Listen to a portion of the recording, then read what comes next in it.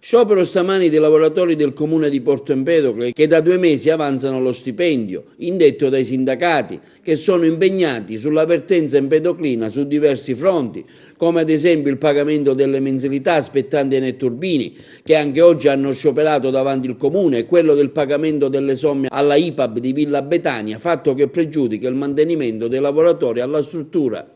La situazione rimane sempre molto grave perché abbiamo chiesto già da tanto tempo di provvedere al pagamento degli stipendi. Queste ad oggi sono 2 mensilità e speriamo che la situazione sia bloccata qui, tant'è che come CISL abbiamo provveduto a fare anche una diffida perché l'utilizzo delle somme debba essere destinato, così come prevede la legge, al pagamento dei lavoratori che lavorano presso il Comune. Ovviamente noi non abbiamo assolutamente nulla contro gli altri lavoratori perché riteniamo che ciascuno abbia il diritto di essere ovviamente correttamente remunerato, pagato per il lavoro che ha svolto, però riteniamo che ci siano delle somme che sono destinate, cioè il cassetto non è unico per tutti, ci sono delle somme che sono destinate ai dipendenti e altri che servono per il pagamento di altre situazioni. Anzitempo già avevamo chiesto nel momento in cui il sindaco ha provveduto a dire che si sarebbe andato in dissesto,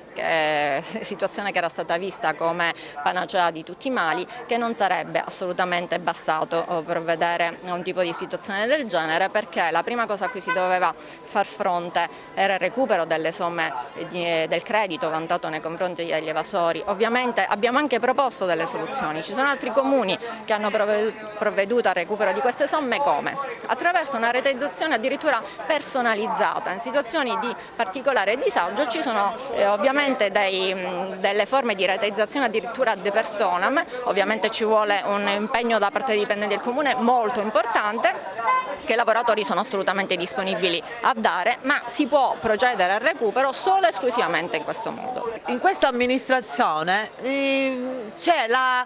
palla in balzo, cioè chi dice che il sindaco è segretario è quello, però non si capisce qual è il vero problema. Siamo andati in prefettura e lei in prefettura ha fatto mettere a verbale che il 60% che lei aveva garantito di levare ogni mese per gli stipendi, ha detto che non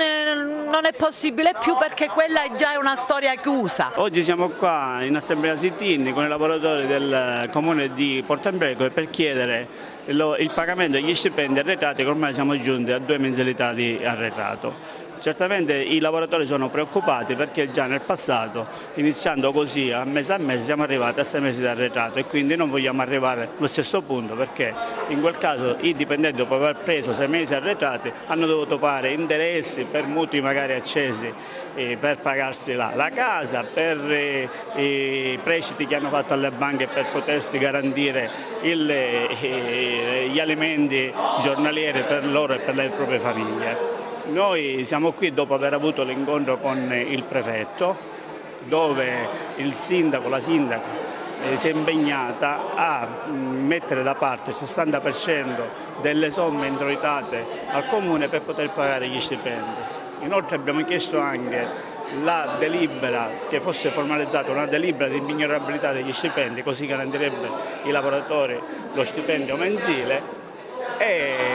poi dopo questo sit-in assieme ai lavoratori decideremo le ulteriori forme di lotta se la situazione non sarà sbloccata.